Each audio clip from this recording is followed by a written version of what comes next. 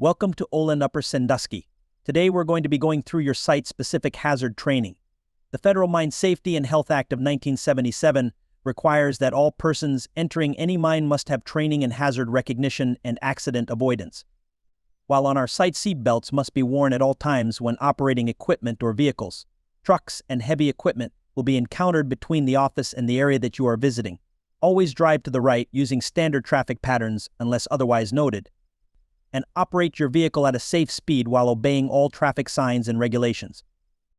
Beware of trucks and equipment pulling out from between stockpiles, maintaining a safe distance from the vehicle ahead of you, and keep off all designated haul roads unless escorted by a company official. We also ask, while on property, refrain from throwing objects from your vehicles.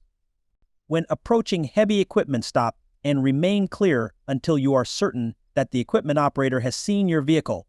Yield the right-of-way to heavy equipment and loaded vehicles at all times. Rolling material may be encountered around bins, processing plants, and conveyors.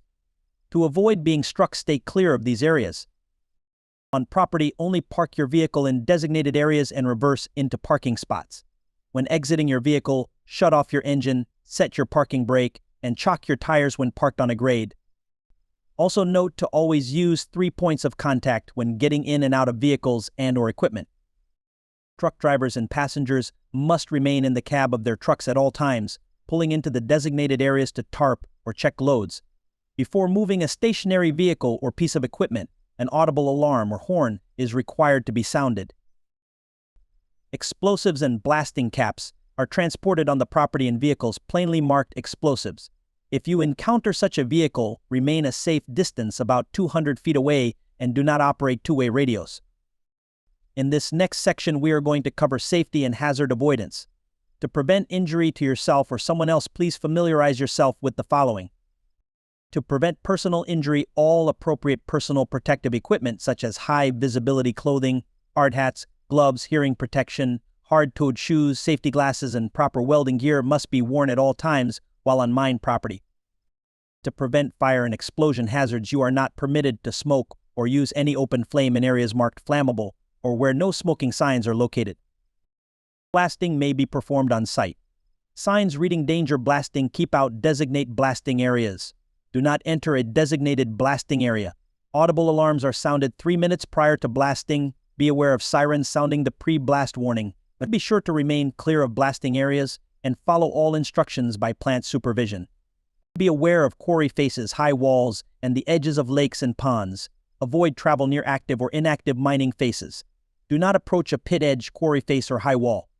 Fall protection is required if you are walking closer than 10 feet to the edge of any high wall, and fall protection is required any time there is a hazard of falling.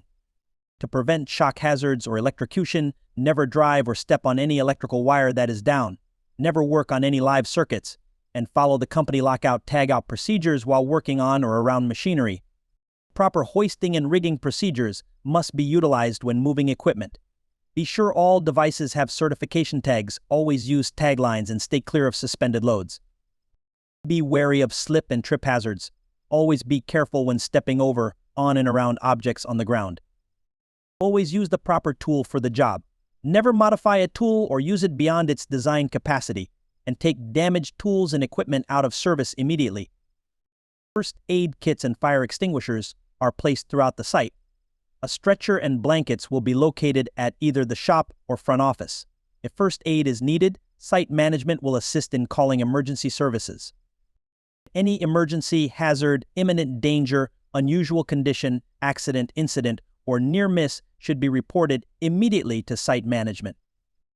By no means is this hazard training video designed to include all potential hazards that may be encountered in a mining operation.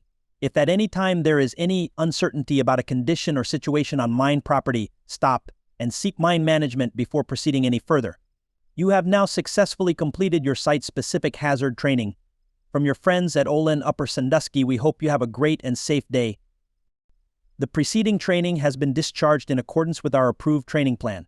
If you are a contractor working at this location, it is your responsibility to comply with all mine safety and health administration requirements, including but not limited to safety, training, and documentation. And you must be able to provide this information upon request.